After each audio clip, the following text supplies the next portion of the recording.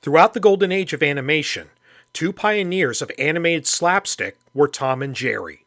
By 1947, their cartoons had won Best Animated Short at the Oscars 4 years in a row, with a possible fifth win just around the corner. So with that much success, you would expect that MGM would cast their cat and mouse duo in every story that focused on a cat and mouse, right? Creating new characters just wouldn't make any sense. That's not how Tex Avery saw it.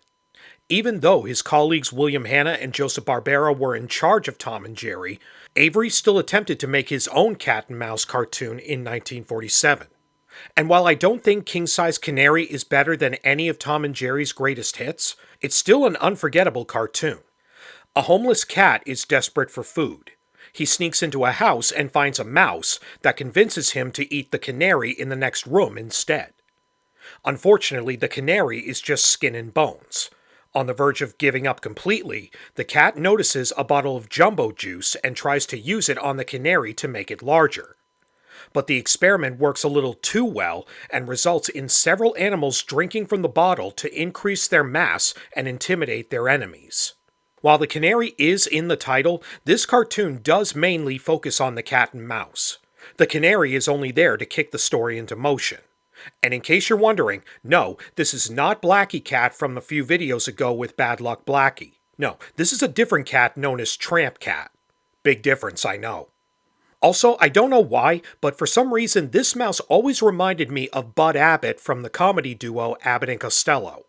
Maybe it's the way he talks. Ladies and gentlemen, we're gonna have to end this picture. Friends, I told you that my partner would be here, and here he is. Didn't you expect him, did you? Or maybe it's the way he manipulates the cat.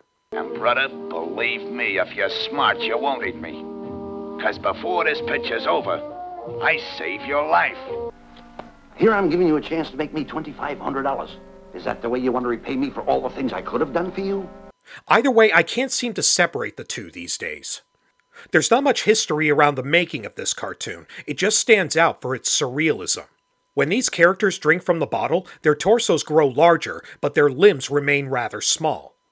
When I was a kid watching this for the first time, I forgot about the story, but I always remembered their distorted bodies.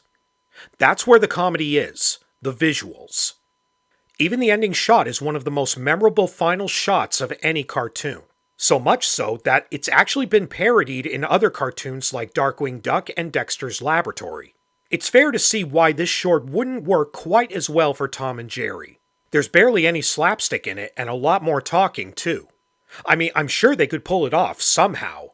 In fact, I wouldn't be the least bit surprised if some ideas for this cartoon were not taken from Dr. Jekyll and Mr. Mouse. But it is rather tough to separate this particular cat and mouse from this bizarre reality.